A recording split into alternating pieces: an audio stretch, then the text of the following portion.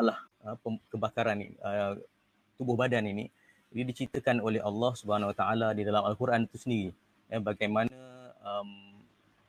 orang yang mengingkari ayat-ayat Allah Subhanahu Wa Taala, innal ladzina kafaru bi ayatina sawfa nuslihim nara.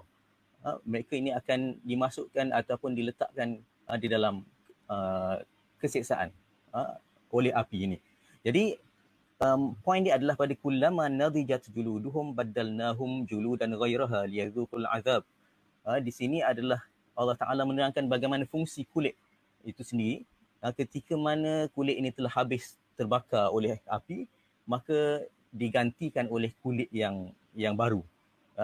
Tujuannya adalah untuk supaya manusia yang melanggar perintah Allah ini akan dapat merasai kesakitan itu berulang-ulang kali sehingga pada waktu yang ditetapkan oleh Allah Subhanahu Wa Taala. Jadi di sini jelas pada kita bahawa salah satu fungsi kulit itu sendiri adalah untuk merasai ataupun sebagai satu deria bagi perasaan atau merasai kesakitan itu sendiri. Di mana ketika ini sains sendiri tidak, pada zaman Nabi SAW tidak ada science explanation atau penjelasan sains berkenaan tentang fungsi kulit, tetapi dengan ayat Allah SWT ini menunjukkan bahawa di sini adalah keajaiban Al-Quran yang menerangkan tentang fungsi kulit yang sebenar. Okey, jadi kita pergi kepada perbincangan kita pada malam ini, iaitu berkenaan tentang kecederaan akibat kebakaran. Apabila kita sebut tentang kecederaan akibat kebakaran, kita boleh bahagikan kebakaran atau kecederaan akibat kebakaran ini kepada 3 bahagian yang utama. Yang pertama adalah kebakaran terbakar itu sendiri, yang kita sebut sebagai burn, yang kita boleh definisikan sebagai kesan akibat daripada haba kering yang dihasilkan oleh bahan-bahan pengakis ataupun geseran. Maknanya bahan-bahan ini akan menyebabkan luka kepada lapisan-lapisan kulit. Berbeza dengan scalding ataupun lecur, ianya disebabkan oleh cecair. Yang cecair ini yang bersifat panas ataupun wap panas itu sendiri akan menyebabkan kecederaan juga kepada kulit. Dan yang ketiga adalah radiation. Yang ini diterjemahkan sebagai selaran yang sama ada disebabkan oleh radiasi ataupun sinaran matahari itu sendiri. Jadi ketiga-tiga pembahagian ini adalah penting untuk kita menentukan tahap kecederaan akibat kebakaran dan bagaimanakah langkah-langkah yang terbaik untuk kita menangani masalah tersebut. Sebelum kita pergi lebih jauh kepada langkah penjagaan ataupun bagaimana untuk menguruskan luka akibat kebakaran ini, kita perlu melihat organ yang terlibat di dalam kebakaran ini, iaitu yang kita namakan kulit. Kulit ni adalah sistem intergumentary ataupun intergumentary ni bermaksud pemisah di antara internal environment, dalaman tubuh badan dengan external environment ataupun luaran ataupun kita katakan suasana ataupun perkara yang berada di luar tubuh badan manusia. Dan kalau kita tengok struktur kulit ini sendiri, dia terbahagi kepada 3 bahagian yang utama, iaitu epidermis, dermis dan juga subcutaneous layer. Di mana kalau kita tengok struktur bagi setiap layer ataupun lapisan ini sendiri adalah berbeza-beza. Jadi apa saja yang berlaku kepada lapisan-lapisan kulit ini, maka kesannya ataupun hasilnya dan juga langkah perawatannya juga berbeza di antara satu sama lain.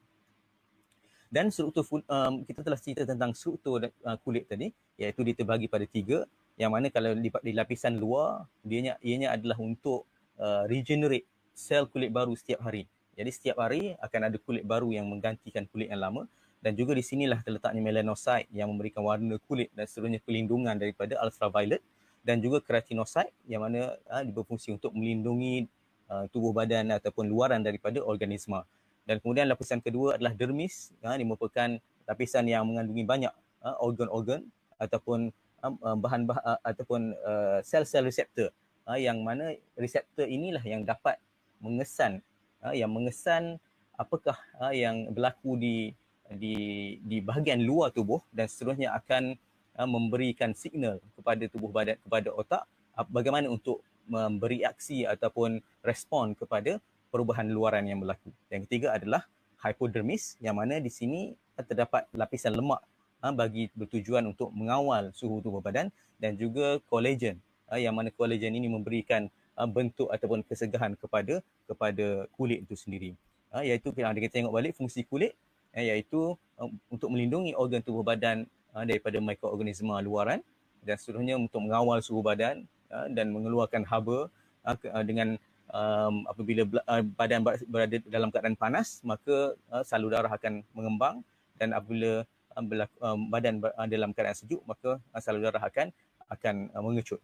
Dan yang terakhir adalah untuk menghasilkan vitamin D daripada sinaran ultraviolet. Dan kemudian apabila kita berbincang tentang mangsa kebakaran, kita akan melihat tahap berlakunya ataupun severity atau kita sebut ketenatan bagi mangsa kebakaran itu, dan ia bergantung kepada beberapa faktor. Yang pertama adalah luas permukaan badan yang tercedera akibat daripada kebakaran tersebut. Dan kemudian yang kedua adalah bahagian ataupun organ mana yang terbakar. Yang ketiga, kedalaman luka akibat kebakaran tersebut atau kita katakan tahap kebakaran. Dan yang keempat adalah umur, keadaan fizikal dan kesihatan mangsa sebelum menghadapi kebakaran tersebut. Okey, kita pergi pada poin yang pertama. Yang pertama adalah tahap kebakaran. Bagaimana kita nak klasifikasikan kebakaran ini berdasarkan keterukan kebakaran yang berlaku.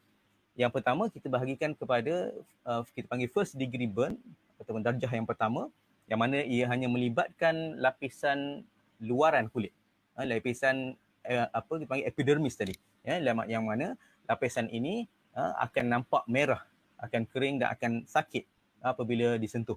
Jadi dan kebanyakan yang berlaku punca kepada masalah first degree burn ini adalah mungkin yang majoritinya adalah disebabkan oleh sunburn. Kalau di negara-negara yang panas, maka dia akan menyebabkan sunburn yang seterusnya akan merosakkan lapisan kulit luaran. Dan juga kadang-kadang masalah ataupun terkena air panas di bahagian yang luaran juga akan menyebabkan first degree burn. Kemudian yang kedua adalah second degree burn, yang mana lapisan kulit pertama dan kedua terbakar. Yang kalau kita tengok dalam gambar yang ditunjukkan, bagaimana pembentukan gelembung ini adalah menandakan bahawa adanya lapisan yang kedua telah terbakar di dalam pada kulit yang terkena dengan haba tersebut. Dan kita akan dapati kulit tersebut berwarna kemerahan gelap, dan juga terdapat kita panggil lepuh ataupun blister, dan biasanya mangsa akan berasa sakit. Dan pada third degree burn, kalau kita tengok bentuknya ataupun keadaannya nampak teruk, sebab semua lapisan kulit telah rosak. Dalam kata lain, ketiga-tiga lapisan kulit terbakar, jadi kulit akan nampak hitam ataupun dalam setengah keadaan akan nampak putih. Dan pesakit akan rasa sakit sekiranya ia masih ada kita panggil reseptor tadi wujud, tapi sekiranya reseptor pun telah terbakar, maka pesakit mungkin akan tak terasa sakit lagi. Ini yang kita disebutkan di dalam kalau tengok dalam ayat Quran tadi, bagaimana orang yang telah mengalami third degree burn ini mungkin tidak berasa sakit, tetapi tujuan azab di hari akhirat nanti adalah untuk bagi mereka yang melanggar perintah Allah Ta'ala itu untuk merasa sakit. Maka digantikan dengan kulit yang baru. Jadi ini adalah kesimpulan ataupun tahap-tahap degree burn yang kita katakan tahap-tahap kebakaran akibat luka akibat kebakaran tadi, yang mana dia akan manifestasi ataupun kesan daripada kebakaran yang berbeza daripada setiap lapisan itu akan menghasilkan bentuk luka yang berbeza. Kemudian yang kedua adalah yang kita sebutkan tadi, faktor yang kedua adalah keluasan badan yang terlibat dalam kebakaran. Jadi kita ada rule of 9 ataupun peraturan 9, yang mana kita akan melihat bahagian yang terlibat dalam kebakaran tersebut, dan kita akan bahagikan kepada 9%. Jadi kalau kita tengok gambar ni lebih mudah kita faham, iaitu setiap 1% itu diwakili oleh tapak tangan. Tapak tangan pesakit itu. Jadi kalau kita ukur secara crude ataupun secara gross, kita akan dapati 9% di bahagian tangan kanan, 9% bahagian tangan kiri, depan 18%, belakang 18%, di bahagian kepala 18%, 9%, dan kaki dan kedua-dua belah kaki 18%, dan juga di bahagian perineum ataupun bahagian kemaluan 1%. Jadi dengan rule of 9 ini kita akan dapat menentukan tahap keterukan ke kita panggil severity, kesan luka akibat daripada kebakaran ini. Okey, jadi apabila berlaku keadaan tersebut, apakah yang kita perlu lakukan? Kerana kemungkinan keadaan ini boleh berlaku bila masa saja.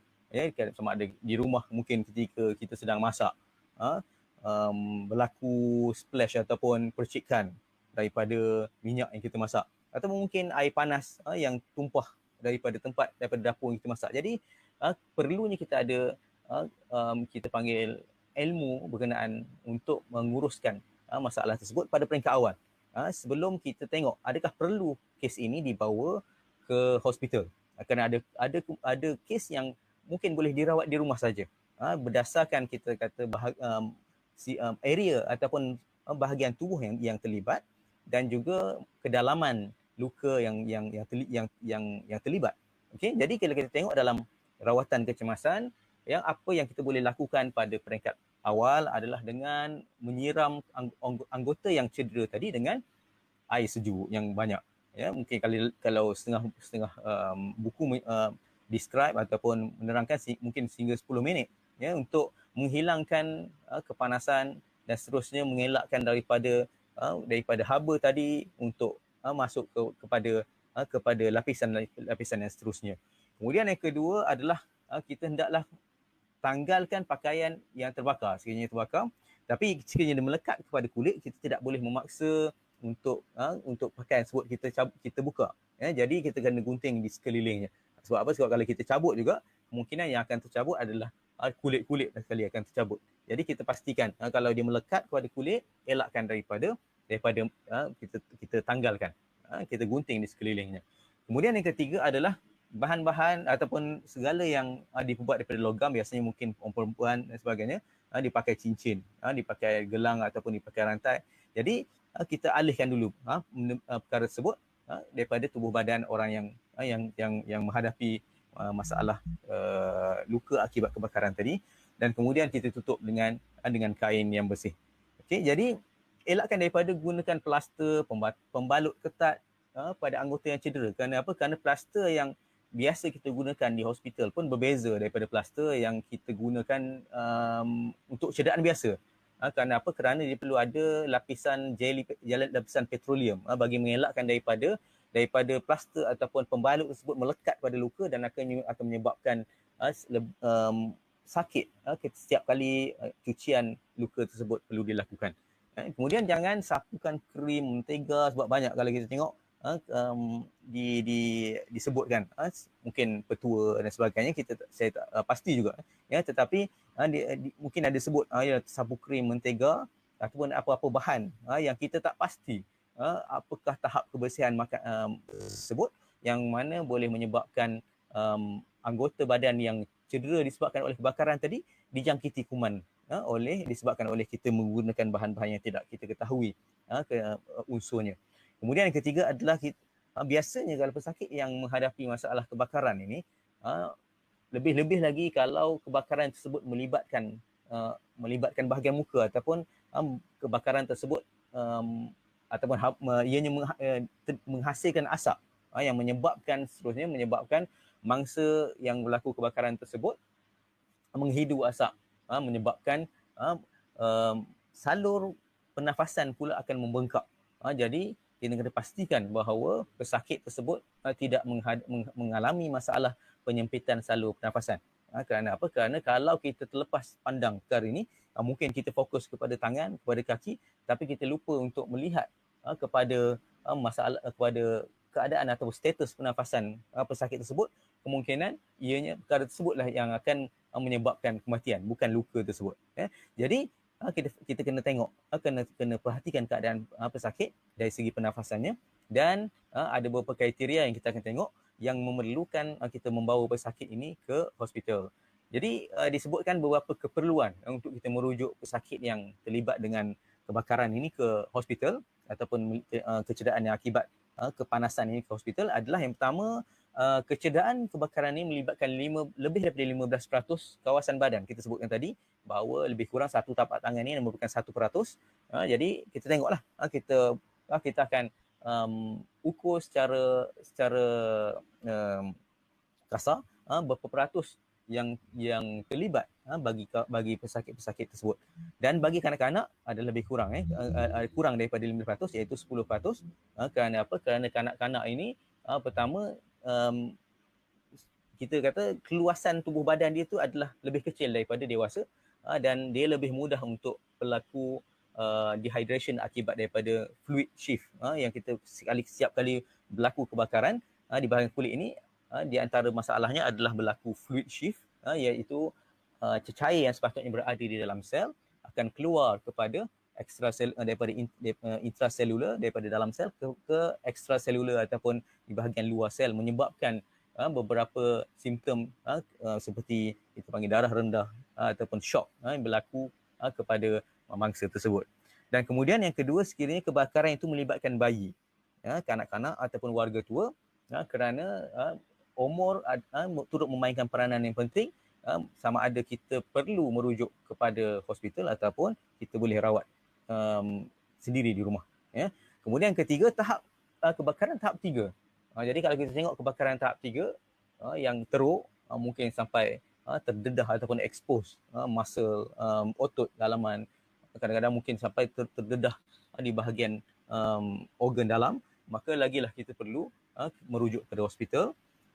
Dan keempat adalah kawasan yang terlibat dengan kecederaan tersebut, iaitu kawasan muka, tangan, kaki dan kemaluan. Kenapa? Kalau bahagian tersebut terlibat dengan kebakaran ataupun haba, maka masalah yang timbul adalah sekiranya tidak dirawat dengan betul pada awal, kemungkinan akan berlaku parut yang akan menyebabkan contracture, dan seterusnya mungkin fungsi di bahagian tersebut tidak boleh kembali sepenuhnya kepada asal.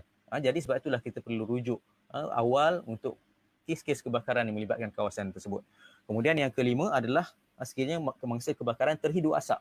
Kebakaran haba tersebut menghasilkan asap.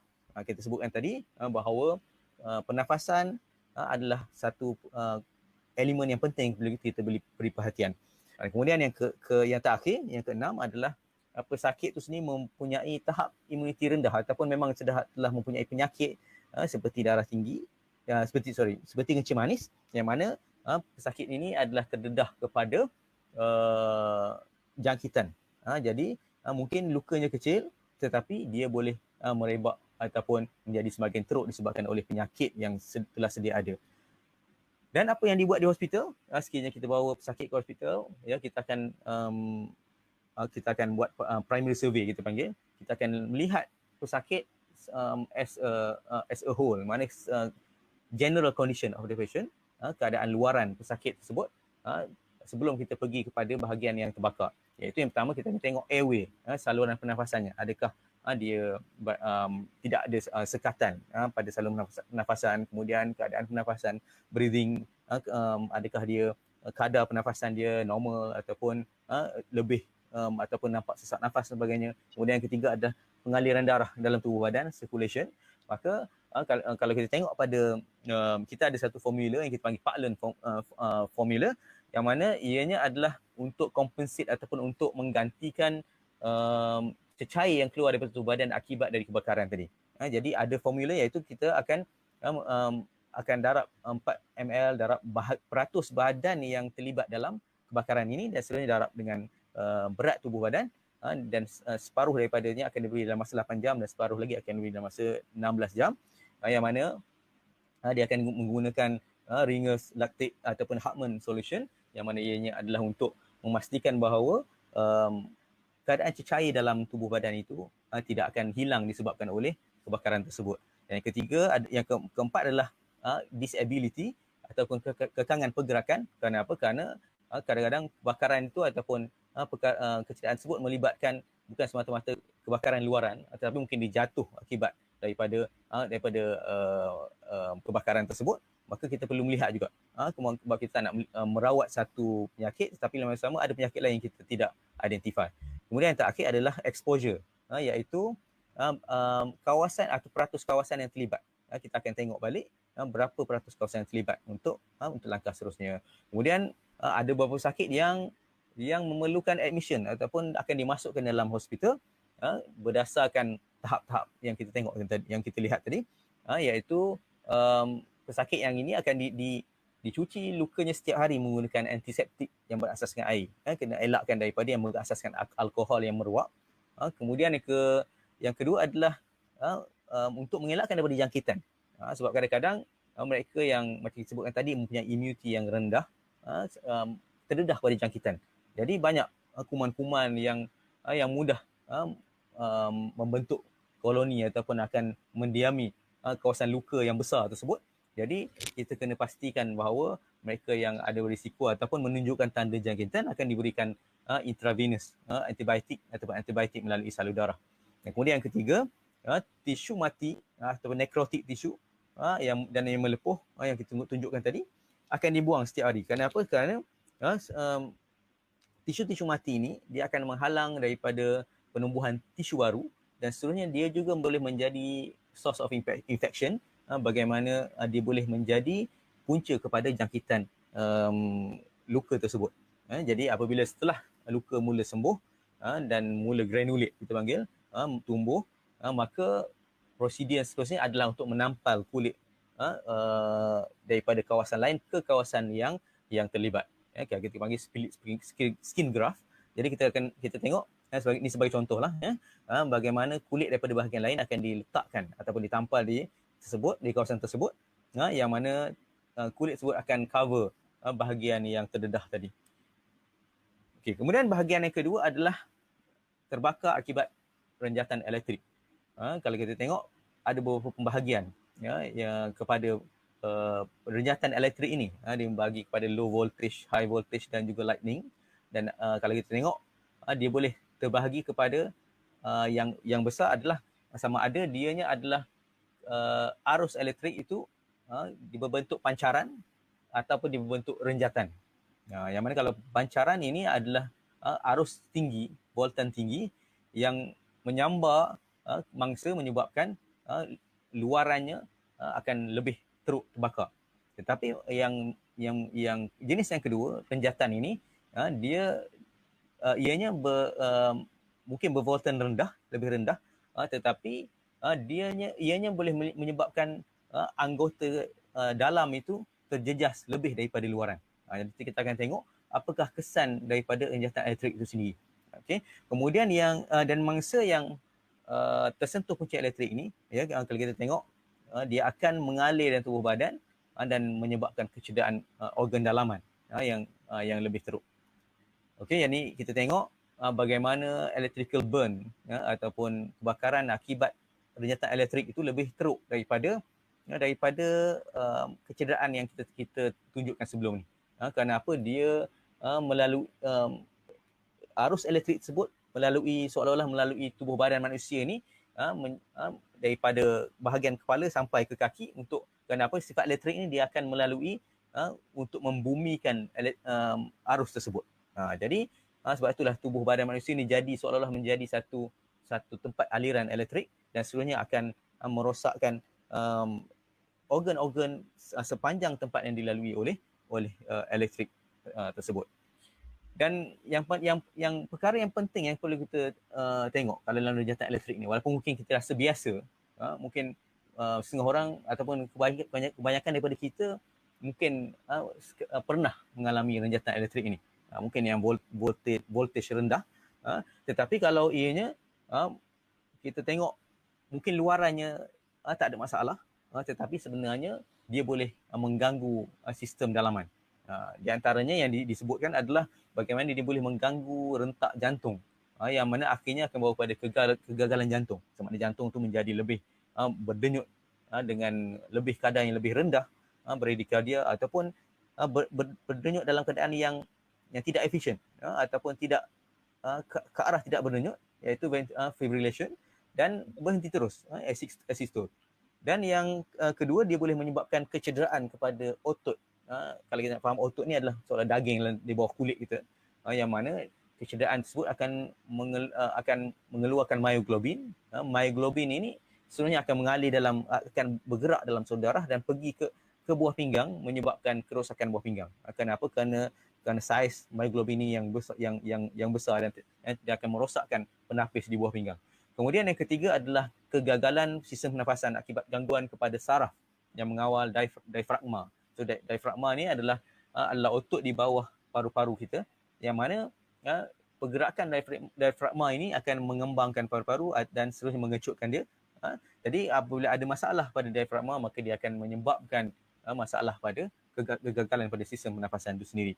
Dan juga dia mungkin juga boleh menyebabkan kecederaan kepada saraf tunjang. Sebagaimana kita sebut tadi bahawa elektrik tadi akan melalui seluruh tubuh badan kita, dan seterusnya akan ada kes yang membawa kepada kelumpuhan. Jadi apa tindakan kita apabila berlaku kemalangan? Apabila kita melihat kemalangan akibat sentuhan elektrik berlaku, yang pertama adalah kita perlu mematikan suis utama kita. Maksudnya kena pastikanlah suis ataupun punca berlaku renjatan elektrik tadi telah dihentikan. Kalau tak, kita pula akan menjadi tempat aliran elektrik yang seterusnya. Jadi kita perlu pastikan punca utama ataupun saiz utama tu telah dimatikan. Dan kalau tak boleh, kalau macam kita rasa tangan ni mungkin masih terpegang pada suis yang menjadi punca utama, ataupun wire yang menjadi punca utama, maka kita kena alihkan mangsa daripada punca tersebut dengan menggunakan bahan penebat elektrik. Jangan kita gunakan besi, yang mana besi tersebut boleh mengalihkan elektrik. Jadi kena tahu bahan yang menjadi penebat elektrik. Dan yang kita sebutkan tadi, dia mungkin mengganggu rentak jantung, mungkin mengganggu pernafasan. Maka kalau kita tengok pesakit tersebut tidak ada pernafasan, berhenti bernafas, tidak ada tahap kesedaran, dan nadi mungkin berhenti ataupun tidak regular, maka jika tiada perkara tersebut, maka kita perlu lakukan CPR. Maka CPR, cardiopulmonary resuscitation, yang mana biasa kita tengok dalam filem, dia tekan dada dan bagi bantuan pernafasan melalui mulut. Jadi kalau kita tengok, ianya perlu dilakukan bagi mangsa yang mungkin mungkin mengalami kegagalan jantung, ataupun tidak boleh bernafas. Kemudian rawat kecederaan. Mana rawat kecederaan macam tadilah kita sebutkan, tengok pada bahagian yang tersentuh elektrik tadi, adakah berlaku third degree burn dan sebagainya. Jadi kaedahnya sama, kita akan alirkan air di bahagian tersebut untuk mengelakkan daripada haba tersebut merosakkan lagi bahagian-bahagian yang lain. Dan rawat untuk renjatan. Mana rawat untuk renjatan tadi, kita tengok balik kalau macam berlaku kegagalan jantung, dan di bahagian di kawasan tersebut ada alat untuk cardioversion, maka kita boleh gunakan kalau kita terlatih. Dan pastikan kita terus menghantar pesakit ini ke hospital. Jadi ini adalah contoh kita kata CPR. CPR ni adalah basic asas kepada rawatan kecemasan. Bila kita sebut rawatan kecemasan, CPR ini perlu kita faham, tahu dan boleh lakukan. Kerana apa? Kerana kita sebutkan tadi bahawa semua keadaan yang berlaku dalam keadaan kecemasan, sekiranya pesakit itu tidak bernafas dan tidak ada tanda degupan jantung, maka kita perlu lakukan CPR ini sehinggalah datang bantuan daripada hospital ataupun daripada ambulans. Jadi kita lakukan chest compression, tekan dada selama 30 kali atau campur 2 kali pernafasan. Tapi kalau sekiranya kita tidak terlatih, teruskan menekan dada sehinggalah bantuan sampai. Dan begitu juga kalau akibat kecederaan akibat pancaran tadi, maka kita jangan bantu mangsa selagi kawasan tersebut tidak disahkan selamat. Sebab apa? Sebab kalau kita tengok di bahagian contoh pencawang elektrik dan sebagainya ataupun tiang elektrik, kalau berlaku lightning ini, maka kemungkinan kawasan tersebut tidak selamat lagi. Jadi pastikan pastikan kawasan tersebut selamat. Kemudian sama langkah seterusnya adalah kita pastikan tengok keadaan mangsa secara general, secara luaran. Sekiranya tidak ada tanda nadi ataupun pernafasan, maka perlu lakukan CPR. Dan kita langkah seterusnya adalah merawat luka kebakaran tersebut dan terus dihantar ke hospital. Okey, jadi dan salah satu perkara yang penting kita sebutkan tadi bahawa ketika berlaku kebakaran, kecederaan akibat kebakaran ini, salah satu perkara yang penting yang kita perlu beri perhatian adalah mungkinan berlaku kecederaan sedutan atau kita panggil smoke inhalation injury, yang mana dia boleh berlaku akibat tersedut haba, bahan kimia, asap ataupun gas ataupun carbon monoxide. Jadi salur pernafasan ini akan membengkak dan seterusnya akan menyebabkan salur pernafasan ini akan tersekat. Jadi ini akan menyebabkan pesakit tidak boleh bernafas dengan normal. Kalau kita tengok ni adalah contoh keadaan ketika mana pesakit tersebut mungkin menghadapi masalah ini adalah kebakaran tersebut melibatkan bahagian muka. Jadi kalau kebakaran itu melibatkan bahagian muka, maka salah satu perkara yang perlu dilakukan adalah kita mesti memeriksa salur pernafasan di bahagian atas. Dan kalau kita tengok di gambar yang bawah ini adalah bagaimana salur pernafasan atas ini bentuknya ataupun terdapat asap, terdapat jelaga di bahagian sepanjang salur pernafasan ini. Yang mungkin kalau kita tidak rawat, tidak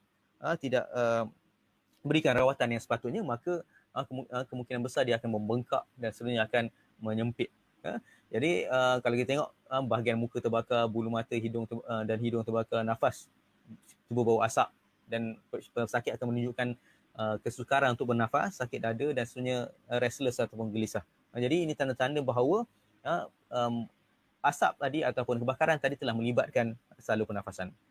Jadi apakah tindakan kita? Hendaklah kita alihkan ke kawasan yang tidak ada, yang telah bebas asap, dan pastikan tahap kesedaran pesakit tadi, dan letakkan pesakit tadi di dalam keadaan pemulihan ataupun left lateral position.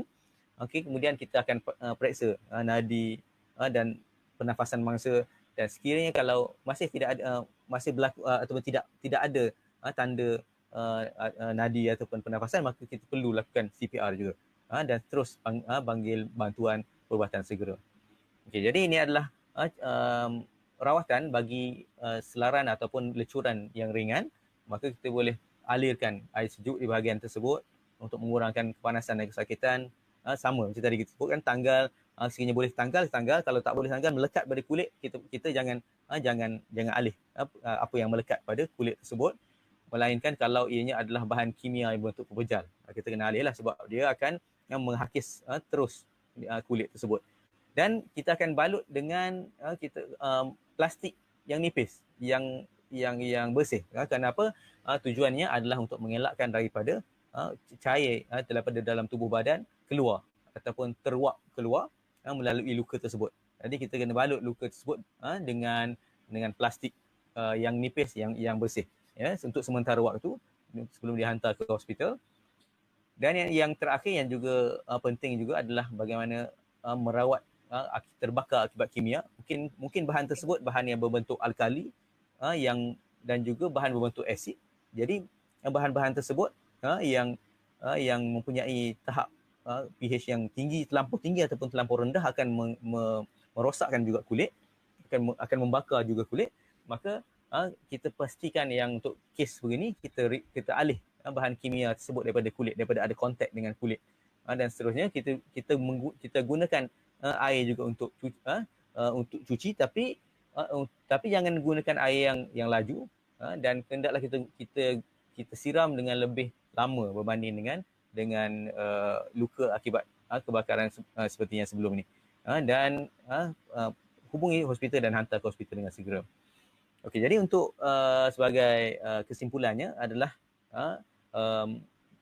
kita perlu tahu apakah tahap-tahap bagi kebakaran, kemudian kawasan yang terlibat, dan sekiranya ada indication ataupun keperluan untuk kita merujuk pada hospital, maka kita jangan rawat sendiri, kita sekadar buat first aid ataupun rawatan awal saja. Kemudian kita hantar pesakit tersebut ke hospital untuk menerima rawatan selanjutnya. Okey, jadi saya rasa cukup untuk sekadar itu, dan saya harap para pendengar dapat mengambil manfaat daripada slot ini, dan insyaAllah sekiranya ada apa